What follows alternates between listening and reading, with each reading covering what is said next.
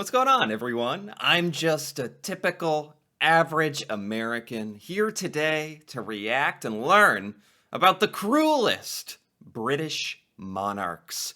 I gotta admit, my British history is terrible. Raised my little American education, we learned a bit about British monarchs. I've long since forgotten most of that, to be perfectly honest, so I'm fascinated with this topic today from a purely historical point of view, but also, obviously at the time that these cruel British monarchs were reigning, it was horrible, and I feel bad for the people who were alive under their rule, depending on what I'm about to hear, especially. But looking back at it now, I guess, like most humans, you can't help but look at these things with a bit of curious fascination and horror at the horrors of the past. So, from that point of view, today we're looking at the cruelest British monarchs in history. So, let's take a look. For this list, we'll be looking at the most heartless, cold-blooded, and merciless kings and queens to have ever reigned in Britain. Yeah, this also is like, whenever Americans scoff at royalty and monarchy, this seems like a big connection, a big point where Americans tend to focus on stuff like this, where we don't look at any of the positives of monarchy, especially in the modern day, of like, oh, they do a lot of charity, they represent the nation, they present themselves and do things that are actually very kind and nice. I think Americans tend to focus on this kind of historical, cruel monarchy reigning over everybody, and with that being said, let's learn all about them. Number 10, James II of Scotland, 1437 to 1460. Okay. If the Red Wedding still haunts you, look away now. Yeah. That fictional event was actually inspired by the Black Dinner, wherein What? young James II's aides decided to rid Clan Douglas of their heirs, a 16-year-old William Douglas, the 6th Earl of Douglas, and his 12-year-old brother David, via mock trial and real beheading. Wow. I mean, it shouldn't surprise me, right? That horrific, terrible stuff like murdering an entire opposing royal family's heirs and killing their whole family at a wedding, well, could have happened in real life, and something like that did happen right here for James II of Scotland. But this is a perfect example of, I really only think about that stuff in terms of TV shows, like Game of Thrones stuff, but that stuff really happened. Although only 10 and likely not involved in the planning, James would later again clash with the powerful clan, and when things didn't go to plan, he decided to end the rivalry once and for all by actively taking part in the murder of William Douglas, the 8th Earl. Number 9, Henry II. Yeah, I mean, I'm sure. Okay, what a start. What a start. It also just makes me think, back in the day, like 1,000 years ago, close to 1,000 years ago with a lot of this stuff, I'm sure, some wild stuff happened, and it was normal, or maybe not, hopefully not normal, but common, I dare say? Henry II. Henry II, okay. 1154 to 1189. While Henry II redesigned the basis of English common law, history remembers him less favorably as the man who killed Archbishop Thomas Becket. Okay. At first, the two were friends, but when Becket sided with the church over the king, he thought it safer to flee Henry's wrath and live in self-imposed exile in France. Upon his return, the king proclaimed, "Will no one rid me of this turbulent priest?" Unfortunately, some loyal knights took his angry words literally and went to Canterbury Cathedral and hacked the archbishop to death. Oh, Archbishop, you could have stayed in France your whole life. Okay. Number 8, Ethelred. Okay, well, this is like the top 10 cruelest British monarchs in history. Although horrible for killing that poor bishop, I dare I say I expected more. But there's still 8 more cruel monarchs to come, so let's see. Fred II, 19th. Oh, what was his name? The archbishop to death. Number 8, Ethelred II, 1978 to 1013, 1014 to 16. While most 12-year-olds might try to keep their families from invading their personal space, this 12-year-old was battling to keep the Danes from invading his country. What? After years of invasions, the king was warned that Danes in England would plot against him. I'm just stuck on the fact he was 12 doing this stuff? Leading the king to respond with a massacre of all Danes in the country, the St. Brice's Day Massacre of 1002. King Sweyn of Denmark's sister and her husband were believed to be among the fatalities, which led Sweyn to invade and Ethelred to flee. Clearly, Wow. he wasn't called Ethelred the Unready for nothing. Yeah. Number 7, Richard II, 1377 to 1399. Richard II, you know, funny enough, looking back at these, Ethelred, Henry, James of Scotland, now Richard II, I really... My my British history is terrible. I don't really recognize any of these names. Although there are a lot of Henrys, so don't scoff at me if I don't know every Henry or Richard or George. Yeah. 9. When Richard II introduced a new tax poll, he sparked the first ever mass peasant revolt. Huh. The king wasn't thrilled about having his people rise up, so he met with their leader, Wat Tyler, who was killed by the Lord Mayor soon after. He also had the other revolt leaders executed and mounted their heads on pikes at London Bridge. Wow. After this humiliating blow, On London Bridge. Ugh. Yeah, here we go. This is like more classic cruelty. Like, the literal peasants and people, lower class people trying to survive in his kingdom are revolting against him, probably for good reason. I think they said he was doing something about unfair taxes. This is like just classic bad guy king, huh? And then he's just mounting their heads on spikes.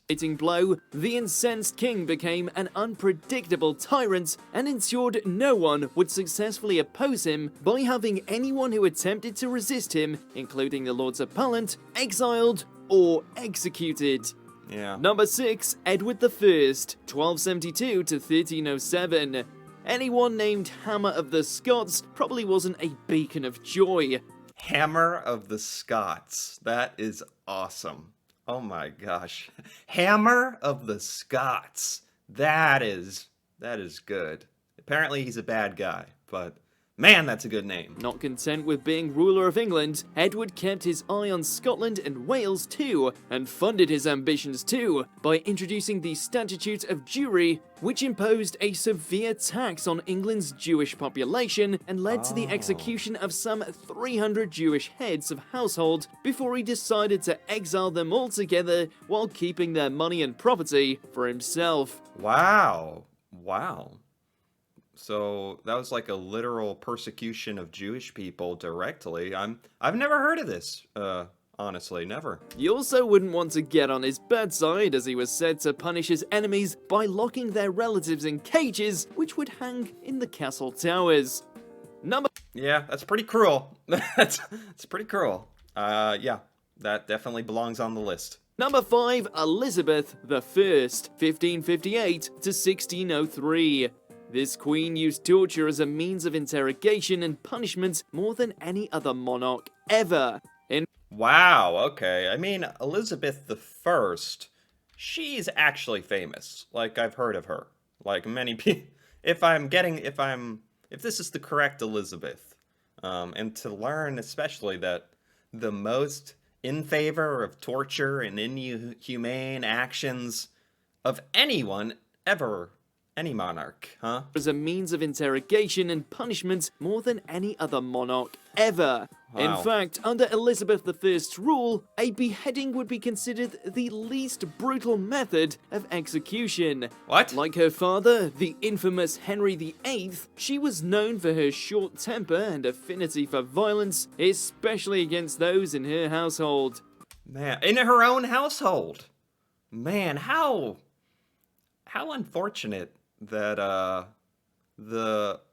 the role of being the monarch, the king or queen, ended up in the hands of several people, many people, who had a predisposition for extraordinary aggression, anger, torture.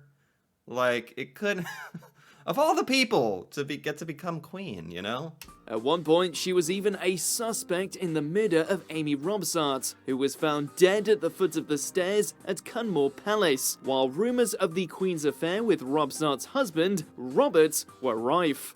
Yeah, this is definitely famous Elizabeth, because I recognize her look, and there's definitely been like tons of movies and stuff about her. Number 4, William the Conqueror, 1066 to 1087. William the Conqueror sounds familiar. We're starting to... This is the top 5. Elizabeth I, William the Conqueror. These are finally names that are at least familiar to me. Like, they tried to teach me about this when I was a little kid, but my attention span was just so off the wall in terms of history in general that it just didn't really stick. But some of these names are familiar to me. The first Norman King of England, William is notable for abolishing the death penalty, but that hardly makes him a stand-up guy. In fact, many during his reign would probably choose death over his preferred eye gouging, hand and feet off chopping, or life imprisonments. Not only did the Battle of Hastings result in the death of some 10,000 people, thousands more died when he destroyed their land and caused famine. He wasn't much nicer to people he supposedly liked either, such as when Matilda of Flanders refused to marry him and he allegedly dragged her around by her hair until she changed her mind. Number 3. What? Oh my god. So he was horrible to people he liked and horrible to people he didn't like. Definitely deserves to be on this list. There's still 3 left. Okay. What do we have here? Mary the First? Mary the First, 1553 to 1558. History and the Protestants she persecuted dubbed Mary the First Bloody Mary, and it's a name she more than earned. Bloody Mary. Also the name of a very famous drink. It's named after a cruel and unusual British monarch.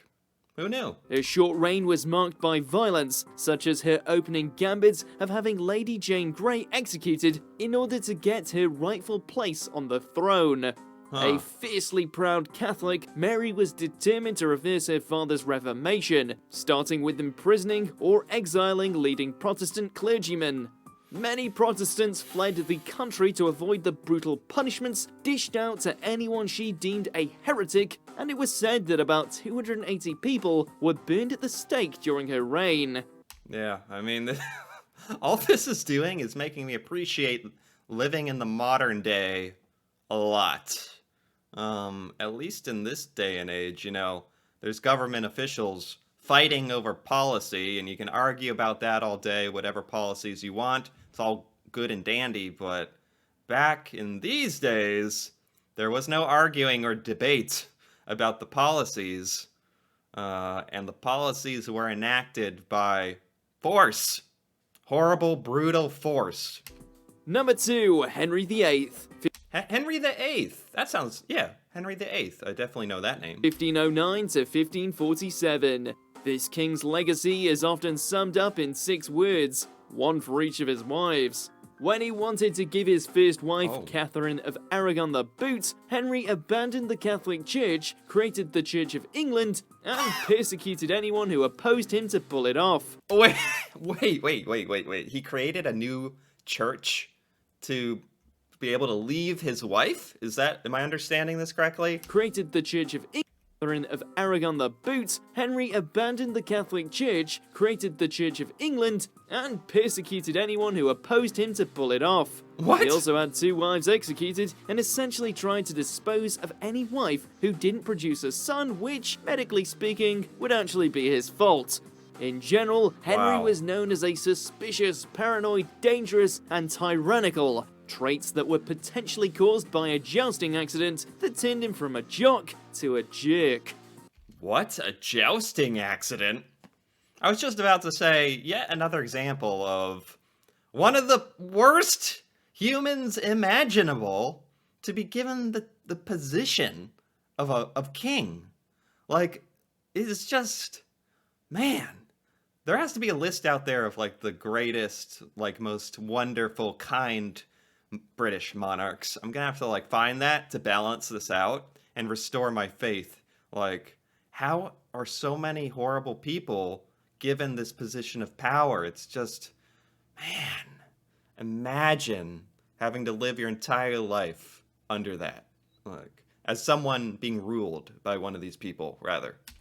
Number 1, King John, 1199 to 1216. Okay, King John. That doesn't really... That name, King John, doesn't really stick out to me as someone I'm familiar with. But he's number 1 on this list. John was so awful that he was forced to sign a document that would restrain his rulings. And what didn't he do? He tried to steal the throne from his brother, forced himself upon women, and killed his own nephew. He would starve prisoners to death, raise taxes to cover the inheritance he wasted, imprisoned and tortured the Jewish for money, and stole land from the church. He was just horrible to everyone in every way possible. Physically horrible, financially, emotionally, just terrible to everyone. No one liked him. And so, yes, John was so incompetent and tyrannical that the Magna Carta was introduced to stop him from punishing others just to make up for his shortcomings as a king. Oh my gosh, they actually introduced, like, policies and laws. Like, put laws into place to stop him. To be like, no. Like, we don't care if you're the king. Like, you cannot do this. Do you agree with our picks? Check out these other great clips from Watch Mojo UK and subscribe for more great content. Whew. Okay. That was a wild ride. This was by Watch Mojo UK. I liked learning about the history, so I'm giving this video a like, and I like the channel, but I didn't like the content of the video today. Interesting from a historical standpoint, doesn't necessarily shock me to learn that these individuals exist, but yeah, I don't take any amount of pleasure in being reminded about the horrors of the world. But I guess, as people say, it's good to, you know, reflect on the past and learn from it. But yeah, this is just like... I don't know how to feel after this list. 10 cruelest British monarchs. Some of these I had heard of. They are actually like famous enough, even in American pop culture, that I've heard about them. But some of the specific details of what some of these monarchs did are just disturbing, to say the least. So, interesting. Anyway, if you found this video interesting as well, feel free to give it a like or leave a comment. And if you're interested in more videos like this, me reacting to British culture, Britain, stuff about Britain or in Britain that I've never seen or learned about before, feel free to subscribe for more. And until then, thanks for watching, and see you next time.